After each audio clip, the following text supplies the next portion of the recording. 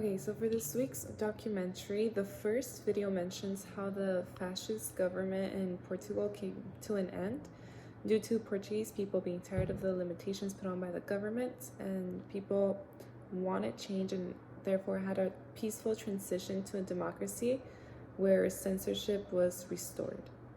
The second video takes us into what Portugal and its people consist of. We learn about their wine likes, gin, and favorite sweet treats like vanilla pudding, aka egg custard.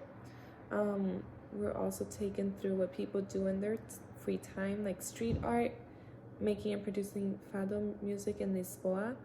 And we see the creativity of people brought in times of financial crisis in order to try to gain some income as well.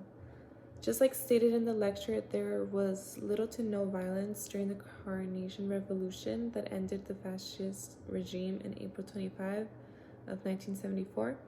The interviewed people in the documentary also attest to this. Interviewees say things are running well post-coup and that everyone is happy with the peaceful transition to a socialist democracy. In the document, there is a soldier being interviewed that speaks in the first document, there's a soldier being interviewed that speaks about post-revolution.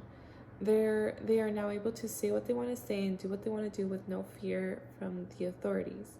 This related to the reading from this week as well, because it was mentioned that singers and songwriters had to find creative ways to write their protest music in order for them to avoid trouble from the government because of the censorship. And the way they would work with this was through the use of metaphors.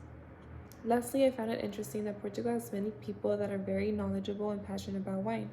They have a wine called port wine, which I didn't know means coming from Portugal, and it has a very diligent and difficult production condition, but it also makes it one of the best ranking wines.